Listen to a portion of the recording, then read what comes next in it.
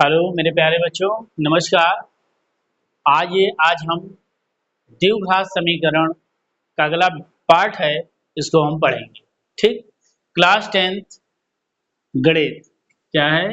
Class 10th गणित द्विघात समीकरण क्वाड्रेटिक इक्वेशन। पिछले वीडियो में आप सभी को द्विघात समीकरण के बारे में बताया गया। द्विघात समीकरण किसे कहते हैं, इसके जो मूल होते हैं, मूल के बारे में भी चर्चा कराया गया। और इसकी एक्सरसाइज 4.1 में आपको कुछ क्वेश्चन बताए गए कि द्विघात समीकरण किसे कहते हैं। जांच कीजिए क्या क्या द्विघात समीकरण है, उसके बारे में आप सभी को बताया गया। तो आज हम उसी के आगे देखते हैं। 4.1 का दूसरा वीडियो पार्ट 2 है। क्या है? दूसरा पार्ट है। आज हम इसके बारे में देखेंगे। कुछ क्वेश्चन 4.1 में बचे थे, उस क्वेश्चन को आज हम देखेंगे। वीडियो देखने से पहले जो भी वीडियो में जुड़े हैं चैनल को सब्सक्राइब करें, वीडियो को लाइक और शेयर जरूर करें, जिससे हमारा हर एक वीडियो आप सभी तक पहुंच सके। तो आइए बच्चों, आगे हम देखते हैं द्विघात समीकरण। द्विघात समीकरण में आप सभी को बताया भी गया था। द्विघात समीकरण की परिभाषा आइए एक बार हम रिवीजन करते हैं। द्विघात समीकरण क्या बताया गया था? एक द्विघात समीकरण वह समीकरण होता है जिसमें चर वेरिएबल का अधिकतम घात क्या होता है बच्चों? 2 होता है। इसका व्यापक रूप भी बताया गया था, ax square plus b x plus c equal to 0। यहाँ a का मान 0 नहीं होता है, इक्वल टू नॉट 0। a का मान 0 नहीं होता है, लेकिन b का मान 0 हो जाता है। b का मान 0 ले सकते हैं, लेकिन a का नहीं ले सकते हैं। इसीलिए यहाँ ax स्क्वायर इक्वल टू 0 भी है, प्लस c करके कोई भी संख्या है, जिसका ये भी द्विघात समीकरण होता है। आगे क्या दे रखा है? जहाँ ए बी सी वास्तविक संख्या है, यक्स क्या है बच्चों? चर है, वेरिएबल है। ठीक। आगे क्या बताया था? द्विघात समीकरण को हल करने के तरीके। पहला क्या बताया गया था? पूर्ण वर्ग विधि। दूसरा क्या था? गुणनखंड विधि। तीसरा सूत्र क्वाड्रेटिक फार्मूला था। ठीक। श्रीधराचार्य से क्या क्या थे? श्रीधराचार्य सूत्र भी बताया था। क्या? x बराबर माइनस बी, एक्स बराबर minus b plus minus under root b square minus 4ac upon 2। यहाँ बच्चों क्या बताया था कि द्विघात समीकरण के दो मूल होते हैं। क्या? अल्फा और बीटा होते हैं। इसके भी दो मान होते हैं। क्या? दो, minus b plus under root b square minus 4ac upon क्या होता है बच्चों? 2a। दूसरा मूल क्या होता है? Minus b minus under root b square minus 4ac upon क्या होता है? इसके दो मूल होते हैं। ठीक। अब आगे बात करें हम मूलों की प्रकृति के बारे में भी आप सभी को बताया गया था। नेचर ऑफ रूट्स, विच्छेदनक। ठीक। देखेंगे ये होता है विविक्तकर। क्या होता है बच्चों? विविक्तकर होता है। ठीक। विविक्तकर बराबर होता है बी स्क्वायर माइनस 4ac। क्या होता है? B square minus 4ac। विविक्तकर को डी से प्रदर्शित करते हैं। यहाँ अगर डी का मान, विविक्तकर अगर 0 से बड़ा है, तो मूल क्या होते हैं? दो भिन्न वास्तविक मूल होते हैं। क्या? दो भिन्न वास्तविक मूल होते हैं।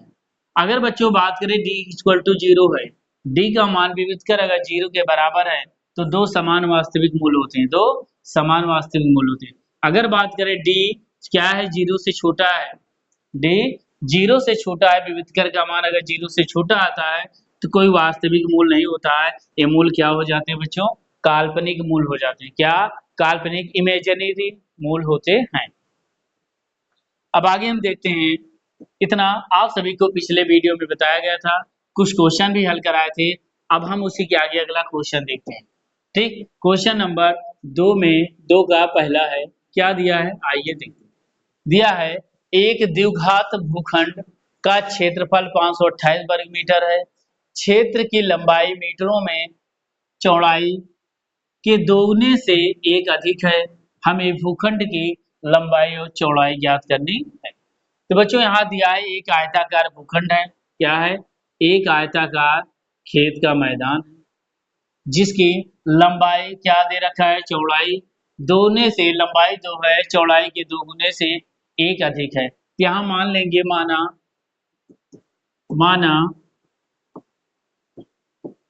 आयताकार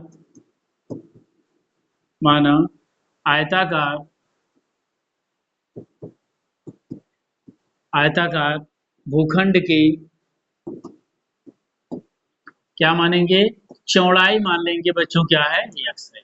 चौड़ाई मान लेंगे यक्स, क्यों, क्योंकि कह रहा क्षेत्र की लंबाई जो है चौड़ाई से के दोगुने से एक अधिक है। तो यहाँ जो लंबाई होगी बच्चों, लंबाई क्या हो जाएगी, चौड़ाई के दोगुने से एक अधिक हो जाएगी। लंबाई के दोगुने से एक अधिक, इसका मतलब लंबाई 2x+1 हुआ और चौड़ाई क्या हुआ बच्चों, x हुआ। आयत की आमने सामने की भुजाएं क्या होती हैं, आपस में बराबर होती, इक्वल होती। तो यहाँ क्या निकालना था हमें, हमें भूखंड की लंबाई चौड़ाई, तो हमें ये मालूम होना चाहिए भूखंड का क्षेत्रफल क्या दे रखा है, 528 वर्ग मीटर। तो लिखेंगे आयताकार, क्या लिखेंगे, आयताकार भूखंड का क्षेत्रफल। आयताकार भूखंड का क्षेत्रफल बराबर क्या होता है बच्चों, लंबाई गुणे क्या होता है, चौड़ाई, लंबाई गुणे चौड़ाई। और आयताकार भूखंड का क्षेत्रफल 528 दे रखा है, इक्वल टू लंबाई क्या निकल के आई है, 2x+1, और चौड़ाई की बात करें क्या है, x है। अब इसको मल्टीप्लाई करेंगे, 528 इक्वल टू x से मल्टीप्लाई करेंगे 2x² + 1 इंटू x हो जाएगा। अब यहाँ देखा जाए 2x² + x इधर कर लो, 528 इधर आएगा तो -528 इक्वल टू क्या हो जाएगा, 0। तो इस क्वेश्चन में क्या निकालना था हमें, लंबाई और चौड़ाई निकालना था, लेकिन इसमें जो क्वेश्चन है क्या कह रहा है, इस क्वेश्चन में हमें इसे समीकरण में ही बनाना है। लंबाई चौड़ाई कहाँ से निकलेगी, जब हम इसका गुणनखंड करेंगे, क्या, गुणनखंड। लेकिन जो है इसमें ये बताया गया है कि हमें इसको द्विघात समीकरण के रूप में बनाना है, द्विघात समीकरण के रूप में बनाना है। ठीक बच्चों, क्या करना है, बनाना, पिछले वीडियो में बताया गया। तो इसमें जितने भी क्वेश्चन दिए हैं हमें द्विघात समीकरण के रूप में बनाना है, क्योंकि यहाँ क्या है, सबसे बड़ी पावर क्या है, 2 है, इसका मतलब ये क्या है, द्विघात समीकरण है। तो हमें द्विघात समीकरण के रूप में बनाना था बस। अगर हमें लंबाई चौड़ाई निकालना होगा तो हम इसका क्या करेंगे, फैक्टर कर देंगे, गुणनखंड विधि से लंबाई और चौड़ाई निकल के आ जाएगी। तो आप इसका स्क्रीनशॉट लें, हम अगला क्वेश्चन देखते हैं। अगले भी क्वेश्चन में क्या कहा, आइए देखते हैं। क्वेश्चन नंबर 2, इसमें 2 क्वेश्चन है। कह रहा दो क्रमागत धनात्मक पूर्णांकों का गुणनफल 306 है, तो हमें पूर्णांकों को ज्ञात करना है। क्या करना है, अगर हमें 2 क्रमागत पूर्णांक दे रखे हैं, इनका गुणनफल दे रखा है, तो हमें पूर्णांक ज्ञात करना है। तो यहाँ मान लेंगे बच्चों, क्या माना, जो क्रमागत का मतलब होता है क्रम से, क्रमागत क्रम से आने वाली संख्या। तो जो क्रमागत संख्याएं होती हैं, जैसे पहली क्रमागत संख्या x मान लें, दूसरे में 1 जोड़ते जाओ, x+1, x+2, x+3 या 2x+1, 2x+2, 2x+3, ये होती हैं क्रमागत संख्याएं। तो हमें 2 मान लेंगे, माना क्रमागत संख्या, माना पहली क्रमागत संख्या, माना पहली क्रमागत संख्या के संख्या या पूर्णांक क्या मान लेंगे, और दूसरी क्या हो जाएगी, दूसरी क्रमागत संख्या क्या हो जाएगी, x+1 मान लिया। अब प्रश्नानुसार, प्रश्न के अनुसार इसमें क्या कह रहा है देखते हैं। कह रहा है दो क्रमागत पूर्णांकों का क्या गुणनफल, मतलब इनका जो गुणनफल है x इंटू x+1 का, पहले दूसरे का बराबर क्या दे रखा बच्चों, 306। इसको भी हमें द्विघात समीकरण के रूप में बनाना है, x से गुणा करेंगे, x² + x into 1 equal to 306। तो x² + x और प्लस 306 इधर आएगा, -306 इक्वल टू 0। क्या यह द्विघात समीकरण हुआ, कहेंगे हाँ यह द्विघात समीकरण हुआ। क्यों, क्योंकि इसकी सबसे बड़ी पावर क्या है, 2 है, इसका मतलब क्या है, द्विघात समीकरण है। तो ये रहा आपका क्वेश्चन, द्विघात समीकरण बनाना था। अगर हमें इस वर्तमान संख्या निकालनी होगी तो भी हम इसका फैक्टर करेंगे, तो ये क्या हो जाएगी बच्चों, संख्या। आप इसका स्क्रीनशॉट लें या नोट कर लें। इसके बाद हम देखते हैं, इसमें 2 क्वेश्चन दिया था, आइए देखते हैं।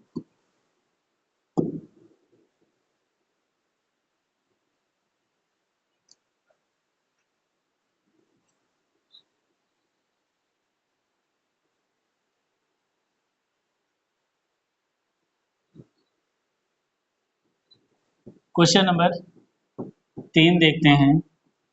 क्वेश्चन नंबर 3 कह रहा है रोहन की माँ उससे 26 वर्ष बड़ी है। उनकी आयु वर्षों का गुणनफल अब से 3 वर्ष, ये क्या है यहाँ नहीं दिख रहा होगा, यहाँ लिख दे रहे हैं। अब से 3 वर्ष पश्चात 360 हो जाएगी। हमें रोहन की वर्तमान आयु ज्ञात करना कह रहा है। क्वेश्चन हम पढ़ेंगे एक बार। रोहन की माँ उससे 26 वर्ष बड़ी है। रोहन की माँ उससे 26 वर्ष बड़ी है। उनकी आयु जो है वर्षों का गुणनफल अब से 3 वर्ष पश्चात 360 हो जाएगा गुणनफल। तो हमें रोहन की वर्तमान आयु यहाँ मान लेंगे। माना रोहन की वर्तमान आयु क्या मानेंगे, मान लेंगे रोहन की वर्तमान आयु क्या मान लेंगे, x मान लो। रोहन की माँ की वर्तमान आयु क्या हो जाएगी। रोहन की माँ की वर्तमान 26 वर्ष क्या है, बड़ी है। अगर ये x है तो इसका मतलब x प्लस क्या हो जाएगा बच्चों, 26 वर्ष। इसका मतलब ये x वर्ष है और ये क्या है 26 वर्ष बड़े, क्या है x प्लस 26 वर्ष। फिर आगे हम बात करें उनकी आयु का गुणनफल अब से क्या है 3 वर्ष पश्चात। अगर बात किया जाए 3 वर्ष पश्चात, प्रश्नानुसार 3 वर्ष 3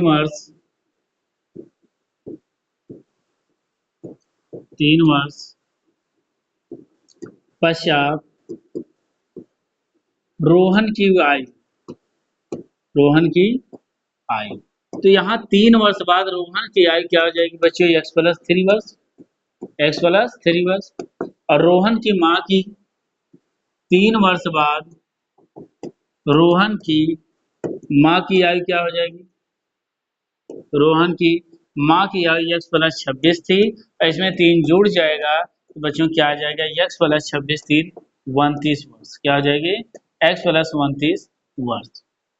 अब कह रहा है इन दोनों का गुणनफल क्या है 360 है। क्या कह रहा है क्वेश्चन में, इन दोनों का जो गुणनफल है क्या है बच्चों 360 है। तो दोनों का जो गुणनफल है मतलब x प्लस 3 और x प्लस 29 का जो गुणनफल है बराबर क्या है बच्चों 360। इन दोनों का आपस में 3 वर्ष पश्चात जो गुणनफल होगा 360। अब इसी को हम हल करके द्विघात समीकरण के रूप में बनाएंगे। चलो देखते हैं। तो x ऐसे करेंगे x into x square plus x into 29 x plus 3 into x 3x और प्लस क्या हो जाएगा 29 बड़े 3 नंबर 27 3 दूनी 6 2 8 87 बराबर 360 आ गया। अब बात करें एक्स स्क्वायर प्लस 29 में 3 जोड़ेंगे 9 3 12 क्या आ जाएगा बच्चों 32 एक्स और प्लस 87 इक्वल टू क्या आ जाएगा 360। अब हमें क्या द्विघात समीकरण के रूप में बनाना था, तो हम क्या करेंगे एक्स स्क्वायर प्लस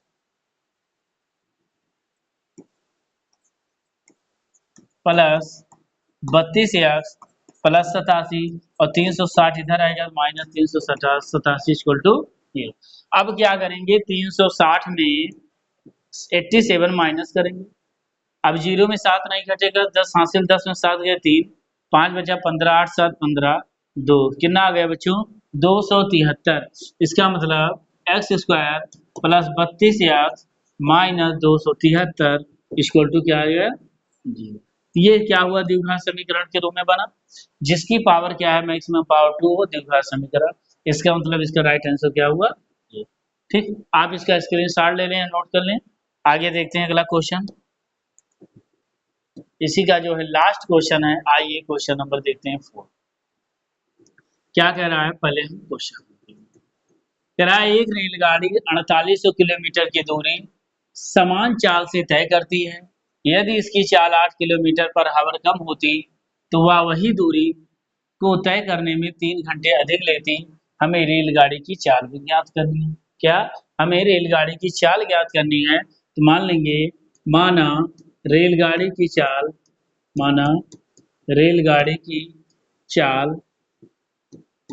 क्या मान लेंगे बच्चों एक्स मान लेंगे। क्या मान लेंगे? एक्स। और रेलगाड़ी की दूरी क्या है? रेलगाड़ी की दूरी डिस्टेंस दे रखा है डी बराबर 480 किलोमीटर। क्या है? 480 किलोमीटर डिस्टेंस दे रखा है। अब ये कह रहा है इसकी चाल 8 किलोमीटर क्या है? कम है। समय कितना लग रहा है? 8 किलोमीटर कम। चलो इसकी चाल 8 किलोमीटर कम है, तो वही वह उसी दूरी को तय करने में 3 घंटे अधिक लेती। यहाँ मान लेंगे समय बराबर क्या होता है? समय बराबर दूरी बटे क्या होता है बच्चों? चाल। तो समय t1 की बात किया जाए, दूरी 480 है, चाल क्या है बच्चों? x है। x है। दूसरी बार बात करें तो समय t2 बराबर क्या हो जाएगा? चाल बटे दूरी बटे क्या होता है? चाल। दूरी बटे चाल। तो T2 की अगर हम बात करें, दूरी क्या है? 480 है, और चाल कह रहा है यदि इसकी चाल 8 किलोमीटर पर आवर कम होती, अगर मान लो 8 किलोमीटर कम है, नई चाल x माइनस क्या हो जाएगी बच्चों? 8। पुरानी चाल x थी, 8 किलोमीटर कम हुई, तो इसका मतलब पुरानी में से नई घटा देंगे, x माइनस 8 होगा। ये T2 का मान है। अब हमें रेलगाड़ी फिर कह रहा है अगर वही वह उसी दूरी को तय करने में 3 घंटे अधिक लेती। इसका मतलब ये हुआ कि अगर ये चाल ये होती तो वही दूरी क्या होती? 3 घंटे कम समय ले रही। 3 घंटे कम समय ले रही। आइए देखते हैं प्रश्नानुसार।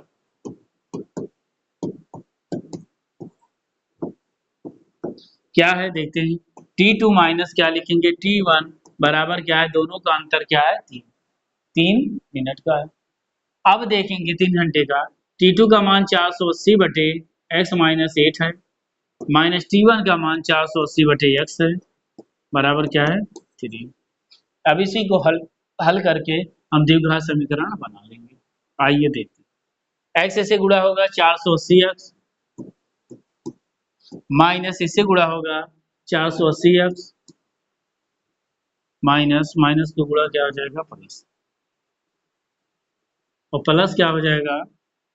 8 से गुणा करेंगे, 8 अठाई 64, 8 अठाई 64, फिर गुणा करेंगे 8 चौक 32, 32 छः क्या हो जाएगा बच्चों? 38। अब याद होगा ये माइनस है पहले, माइनस से गुणा करेंगे प्लस, माइनस गुणा क्या आ जाएगा? माइनस, और माइनस माइनस का गुणा क्या हो जाएगा? प्लस। क्या हो जाएगा? प्लस हो जाए। ठीक। क्यों? क्योंकि यहाँ x से मल्टीप्लाई करेंगे, इसमें इससे करेंगे। x 480 माइनस जो आएगा, माइनस से अंदर गुणा होगा, क्या हो जाएगा बच्चों? प्लस हो जाएगा। बराबर क्या है? इक्वल टू में 3 है। इसको गुणा करेंगे, अब हर में क्या आ जाएगा? x into x minus 8 equal to 3।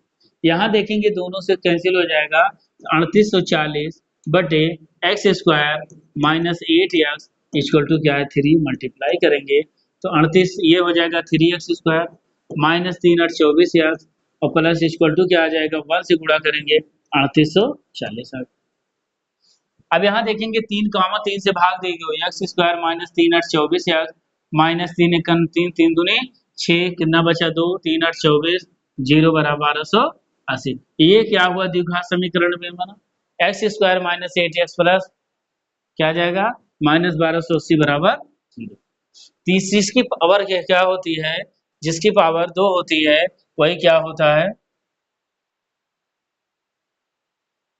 जिसकी पावर क्या होती है बच्चों? 2 होता है, वही क्या होता है? द्विघात समीकरण। इसका मतलब भी क्या हुआ? द्विघात समीकरण हुआ।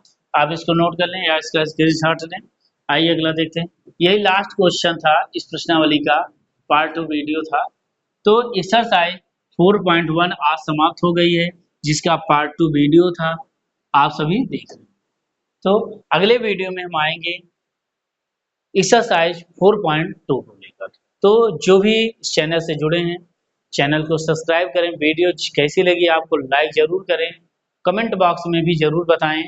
और इसके बाद अगर 4.2 पढ़ना है तो आप 4.1 का पार्ट 1 और पार्ट 2 जो वीडियो है आप जरूर देखें, जिससे आगे क्वेश्चन समझ में आए। तो आज के लिए इतना है, फिर मिलेंगे अगले वीडियो में। धन्यवाद।